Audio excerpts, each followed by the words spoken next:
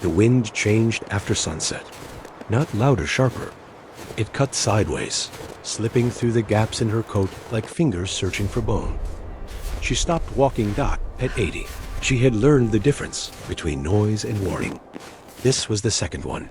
The old woman stood alone on the frozen flat, her boots half buried in drifted snow. Every breath came out thin and white, breaking apart before it could rise.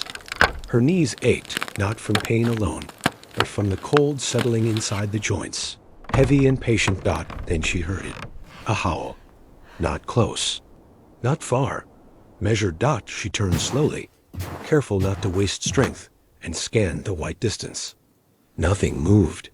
Just snow and wind and the dark line of the horizon. But she knew better. Wolves never announced themselves by accident. Dot, her fingers tightened around the bundle of dry wood tied to her sled. The fire. Everything came back to the fire. Without it, the night would finish what age had already started. She moved again, slower now, each step deliberate. The small rise ahead wasn't shelter, but it would break the wind. Enough to light a flame. Enough to last the night.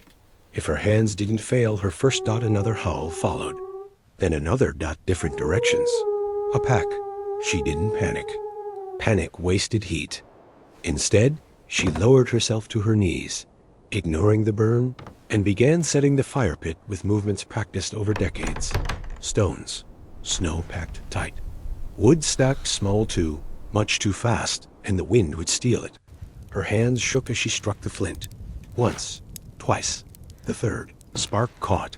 The flame rose weakly at first, then steadied, orange against the endless white. Heat kissed her fingers, painful and welcome. She leaned close, guarding it with her body like something alive. Dot at the edge of the firelight.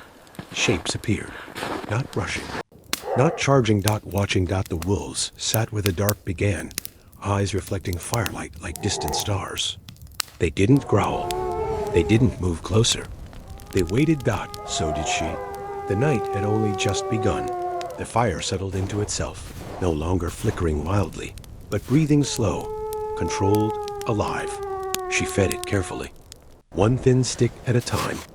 Too much wood would choke it. Too little, and it would fade. Balance mattered now more than strength ever had. Her knees screamed when she tried to straighten them, so she didn't. She stayed low, crouched close to the heat, one gloved hand extended, the other wrapped around a burning branch she had pulled free. Not a weapon. A warning.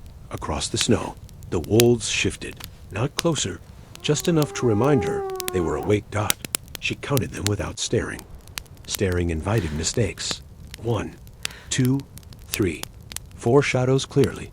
Maybe more beyond the light. A pack never showed all of itself. The wind carried their smell to her raw, animal, sharp. Hunger had a scent. She had learned that long ago, when her husband was still alive, and winters were shared instead of endured alone. Her breath slowed. Fast breathing wasted heat. She forced it steady, in through the nose, out through the mouth, each cloud rising and vanishing like proof she was still here. The wolves sat down. That was worse than movement. Waiting meant patience. Patience meant time. And time favored youth, not 80-year-old bones wrapped in wool and stubbornness. Her shoulder burned as she shifted the fire barrier slightly wider, pushing snow back with her boot. The motion sent a spike of pain up her leg as she hissed softly, not loud enough for them, but enough to feel it.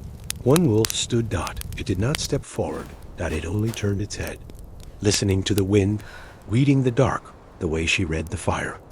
Its body language was calm, professional. This was not anger. This was assessment. Dot. She raised the burning branch higher, letting embers fall into the snow where they hissed and died. The light flared briefly. The wolf stopped. Dot. Good. Dot. She couldn't fight them. She knew that. They knew that too. This was not about winning. It was about not collapsing, not letting the fire shrink, not letting her body signal weakness before the night was done. Dot. Her arms trembled from holding the torch aloft. Muscles complained, then threatened. She lowered it slowly, resting her elbow against her knee to save strength.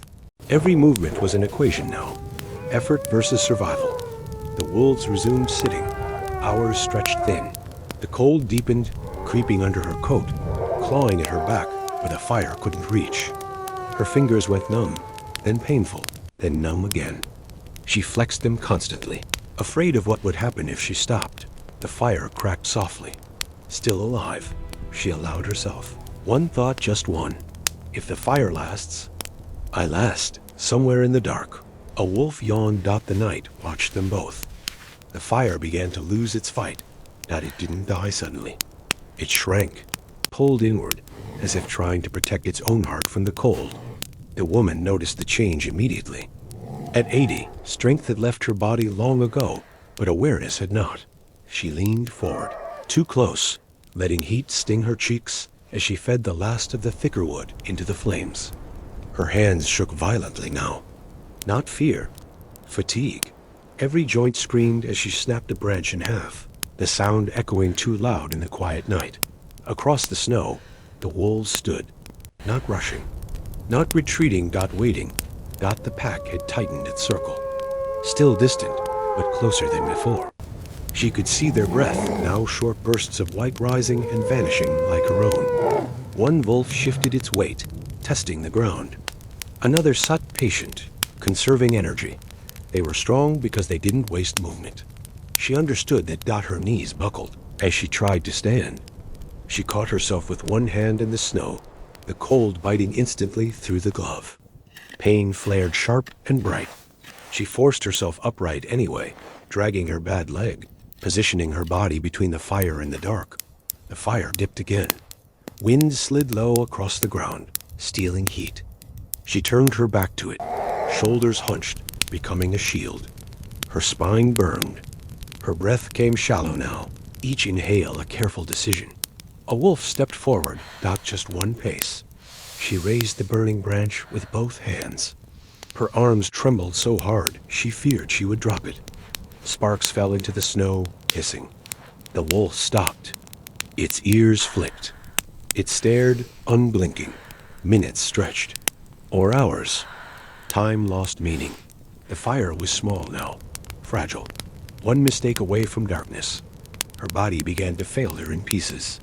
First the legs, then the fingers. She could feel herself slowing, reactions dulling. She lowered herself to one knee without meaning to.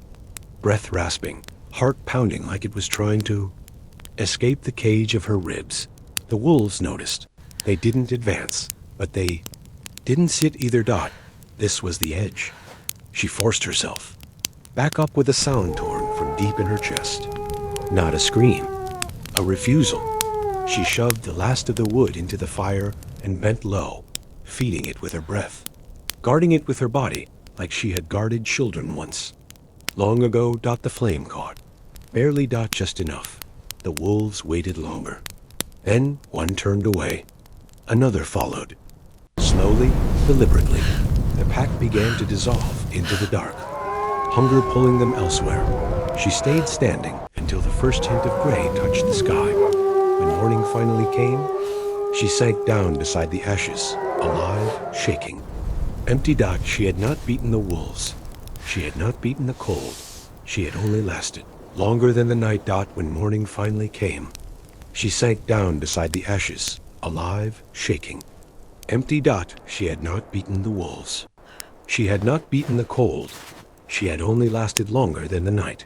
And sometimes, survival isn't about strength or victory. It's about refusing to fall when the world waits for you to do so.